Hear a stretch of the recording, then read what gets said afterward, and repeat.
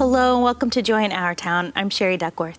Joining me today is Mr. Matthew Zibble. He is with the House of Nehemiah. They help homeless men and men who are hurting really be inspired and feel the love of God. Take a look at this. Men of Nehemiah was founded in 1994 by Louis Harrell's father in New Orleans, Louisiana, to help him deal with his substance abuse problem.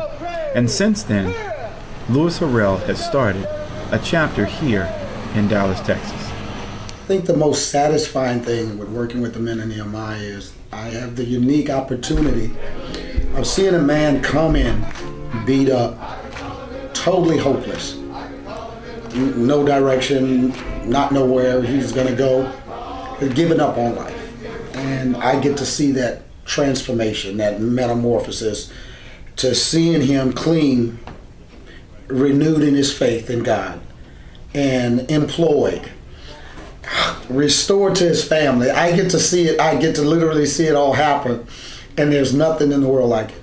Nehemiah, the biblical figure that brought hope and revival to an oppressed nation and rebuilt the city walls, is used by Harrell to rebuild broken men. The thing that makes the Men of Nehemiah program unique is the fact that we take different components. We take the discipline of a military or boot camp style structure. We're up in the morning, we wear military uniforms, we literally march through the city. We take that plus the traditional model, which is group counseling, family counseling, individual counseling. We group that with the power of Jesus Christ. The power of the blood of Jesus, the love of God, His grace and mercy. And if we're still here, God intended for us to serve Him. Well, I've had an addiction for over the last 20 years, and going to jail and prison and going to clinical treatment, just hadn't done it. I finally reached a point in time in my life where I really just came to the end of myself and got tired of living the way I had been living and the things that I was doing to the people around me and my loved ones. Broken but now restored. Hopeless, but now hopeful. Ignored, and now uplifted. Wow, Matthew. So Nehemiah House is taking care of men who are not just homeless, but drug addicted and just altogether hopeless. And you guys are giving them a family and direction. It's really wonderful that you're here today because you're also an alumnus, right? Yes, ma'am. I actually went to Nehemiah in 2015, late 2015, and I was like the video describes, I was strung out on drugs, homeless. I didn't have any hope left. I was just ready to give up. And so, and God wouldn't let me die, as much as I would try, mixing different drugs, putting myself over and over in just dangerous situations, trying to literally kill myself. And God said no. And so, and He sent me to the men of Nehemiah. So when you're that deep, what has to happen? What happened for you for change to want to happen in your life? The thing about change for me is that I didn't meet God in an awesome building like this. I wasn't able to meet God in a church house. Right. I met God homeless in a dirty hotel room, and sometimes you just give up, and I think that when you give up is when God can come in and show you that it doesn't have to be like this anymore. Desperate and surrendered, right? Absolutely. Yeah, and you just said, "Here I am." Yes. Yeah. I like how you mentioned that where you were at the time wasn't somewhere pretty. It wasn't like a big, beautiful, ornate building. It was a dirty hotel room, and that Jesus met you there. And I think that says a lot about the Jesus we serve altogether. He doesn't expect you to be perfect. Talk to us about that hotel room for a minute. Wow. So my wife and I were in a hotel room doing dope, homeless, working, doing what we needed to do that one day just so that we could have the hotel room for another day. And I can remember I had just gotten out of jail for the umpteenth time. And of course, every time you would maybe you don't understand, but every time you would go to jail, you have a grandiose plan of how great your life's going to be, and you're just going to do so much better this time. And the reality is that you can only serve one master. And so the master that I was serving said, none of that's going to happen for you. What you're going to do is you're going to go back out there and you're going to do the same old stuff you always did, and your life's going to be the same old way. And it was for a few more months. And then I don't know if it was a revelation or if it was I'd rather die than continue doing what I'm doing. And I think that that's just what it took in that hotel room for me to be open enough. Just to be at the end of yourself. Yes. Saying there's nothing left, there's nothing more. I guess. Almost like Jesus, nothing left right? to give, nothing Yeah. left to take. That's when Jesus comes in and gives all. Yeah, I love that. It's that desperation, you know, and I think you're really helping us understand that feeling of you getting to that end, getting to that place where there's nothing else for you. Yes. And hey, I keep hearing about this guy named Jesus, and so I just love that. And I hope somebody's watching today and says, I just need to call out to him. We're going to hear a story here. Take a look. I can just remember as far back as 10 or 11 years old, I wanted to be a part of something. My name is Tyrone Choice, grew up in Southeast Dallas, struggled with addictions from a young age. I started around 12, 13 years old, and eventually around 15, 16, got more involved with gangs, got more involved with drug usage. By the age of 23, man, is my first trip to prison. Got out about a year and a half later, and the problem was still there.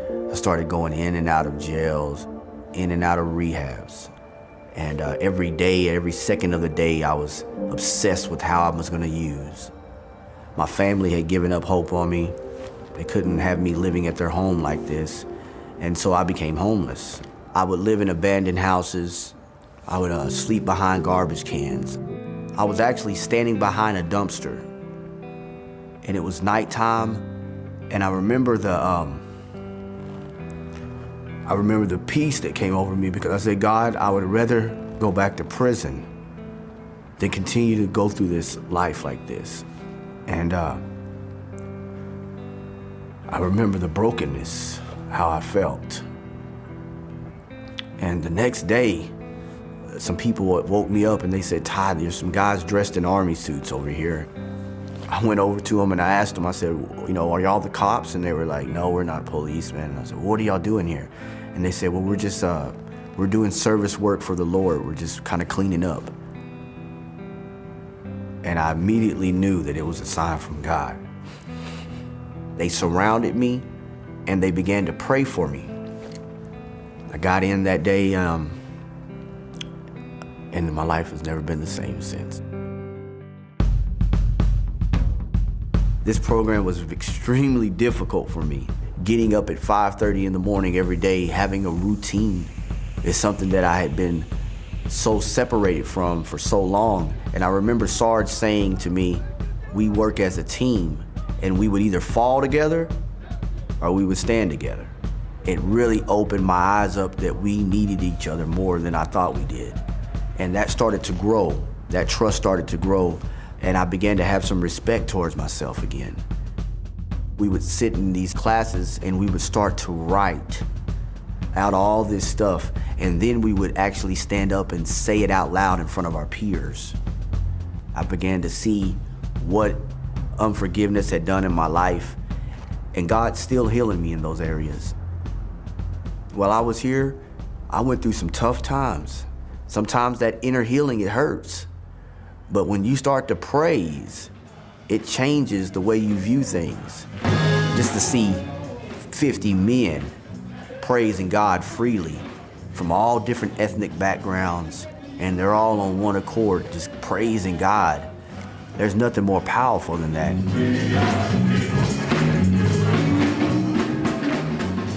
God bringing me here to the men of Nehemiah has really given me the ability to take back some areas in my life that I think the enemy tried to destroy. I'm learning how to be a father to my daughter. And I'm learning how to be a man. When you're near death, when you're right there next to death and God picks you up and saves you, you can't imagine the way I feel inside whenever I sing and I think about what God has done, the goodness of God, when I think about all the things that I try to do to myself and all the ways that God was loving me. Man, I can't help but be emotional. I believe that God used the men of Nehemiah specifically for me. I personalized this ministry. This ministry was brought to Dallas to save me.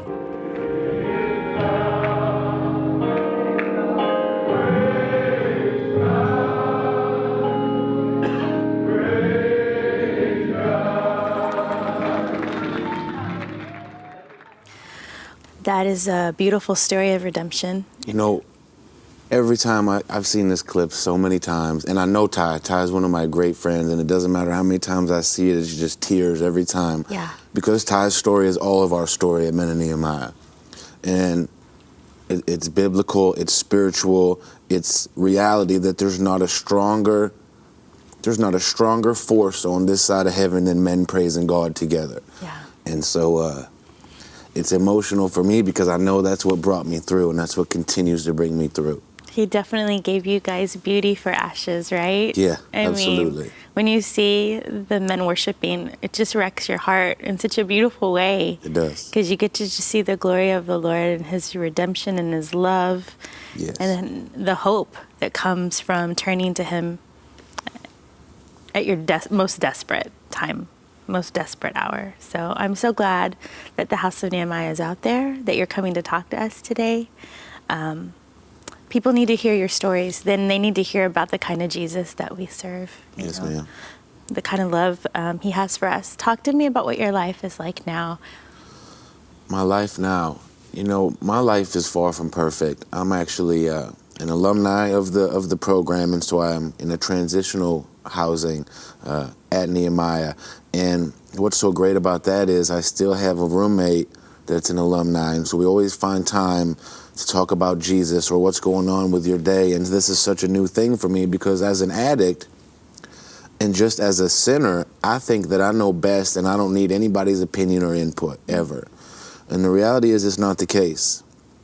You know, there's been some things revealed to me lately that, you know, I still have a lot of work to do. And so I'm glad that I have an opportunity to be where I'm at. But my life now is there's no comparing it to the old life. Sometimes when you think about it and you hear things like what Ty spoke about, it's like it's a movie. You can't even fathom, but you still have the brokenness, and that's what continues you to be able to move forward. Yeah. We're all on a journey, right? We're never perfect on this side of heaven. There's always going to be something to work on. So it's just wonderful to see the hope and the change, and that you're this far ahead on your journey of freedom. Yes, ma'am. You know, and so just I want to say congratulations on your choices and on this new life. No matter how challenging, it's got to be great to know that you can always lean on God and he's not going to let you down. Yes. That's awesome. And look at where you are today. How cool is that, right? Yes, ma'am. I mean, the Lord just does amazing things. Thank you, Matthew, for being here. Thank you to the Nehemiah House. And thank you all for watching us here at Joy in Our Town. How can I help my daughter with her reading? Searching for help with Dachshund Reading. No. Let me try. Sarah's bright, but when she's reading, she has trouble sounding out words. Playing world music. What? I give up. Wait, I was trying to show you how Sarah feels every day. Frustrating, isn't it? Redirecting to understood.org. Join parents and experts at understood.org, a free online resource about learning and attention issues to help your child thrive. Hello, welcome to Joy in Our Town. I'm Sherry Duckworth.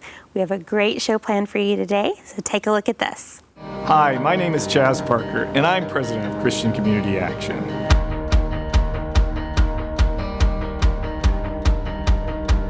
Here at Christian Community Action, our mission is in the name of Jesus Christ, to minister to the poor by providing services that alleviate suffering, bring hope, and change lives. Many people know CCA as a place to drop off their gently used clothing and furniture. Others know us through our 4 resale stores, where you can always find a good deal. But what you may not know is just how comprehensive CCA services are. At the CCA Adult Health Center, We serve patients without any medical insurance. Our medical center is staffed by volunteer physicians, dentists, nurses, and other volunteer staff. The CCA Adult Health Center helps people manage chronic health issues such as diabetes and hypertension, as well as help people regain the health necessary to return to work. Our Family Assistance Program helps people from becoming homeless and having their utilities shut off. Last year, we helped to prevent countless foreclosures, evictions, and utility terminations. We assess each individual or family and present them with immediate and long-term plans.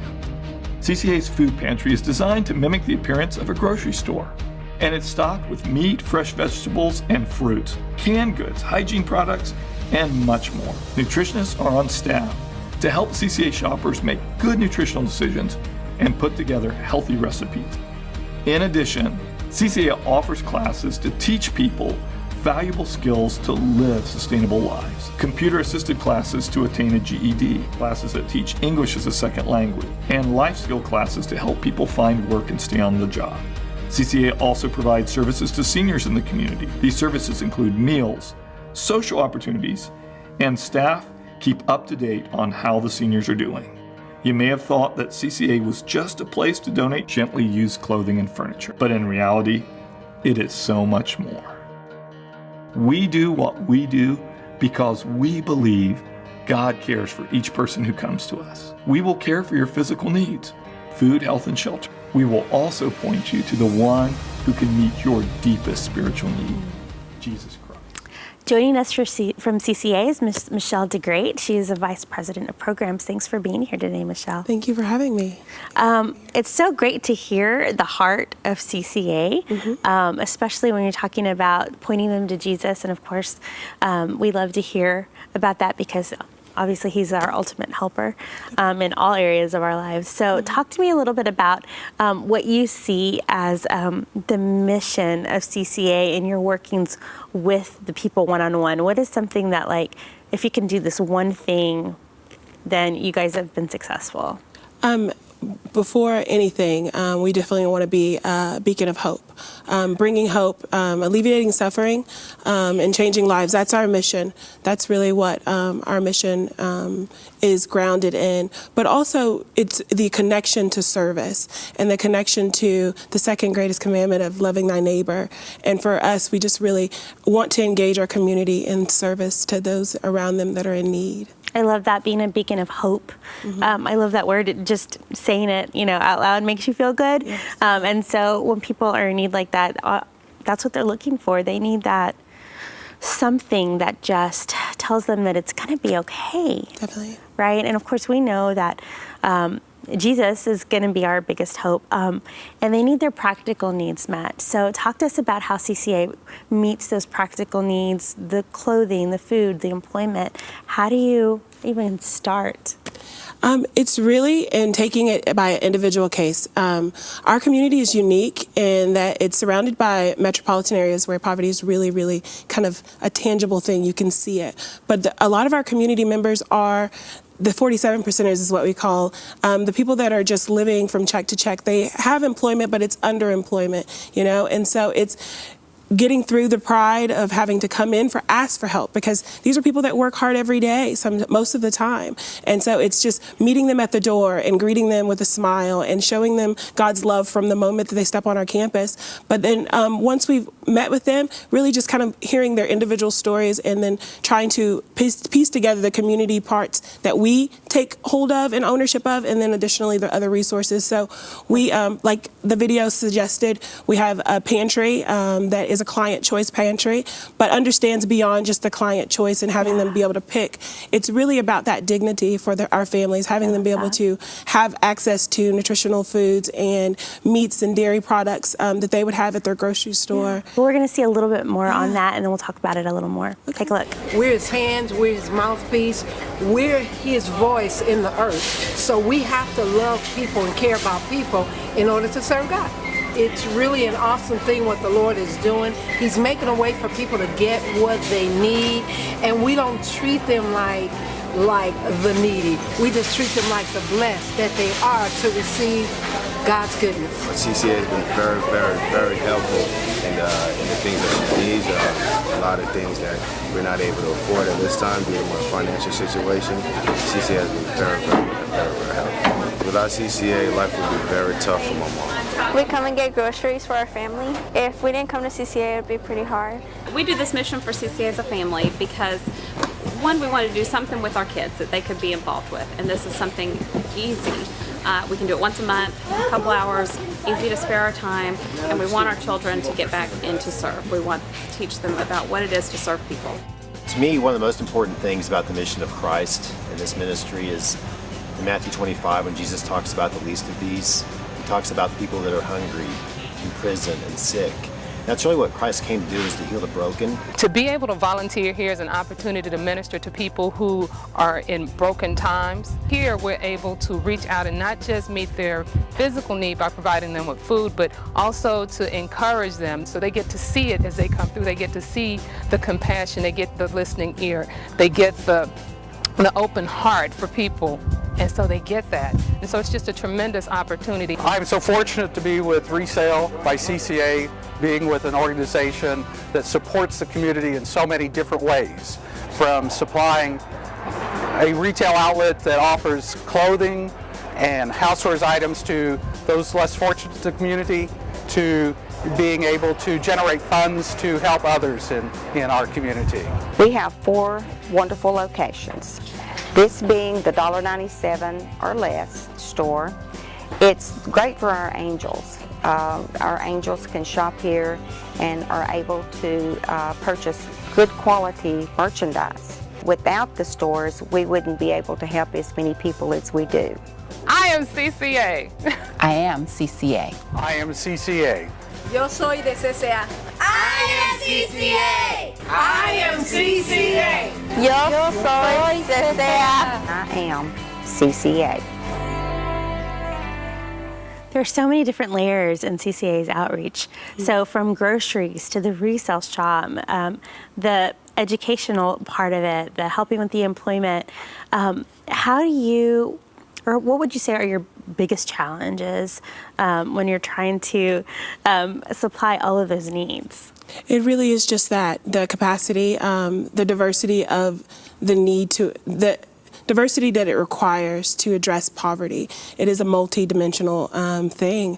And so it's often, a lot of things connected. And so it's really just kind of creating the strategy for our families where when we can't meet the needs, we can connect them to the right people, working in our community to create a strong collaborative, but additionally working to kind of always be growing to meet the immediate needs of our community as it changes and evolves, And I think, homeless diversion and homeless prevention are terms that you kind of can use and not really understand kind of the gravity of those like kind of different gamuts of service. It's really about it's that connective piece and making sure that there is a clear path. We here kind of pride ourselves with walking along our community members. When people come in, they don't have to do it alone. And so not only like mapping the path, but giving them kind of clear direction and that kind of support throughout that path of like addressing the health issues, addressing the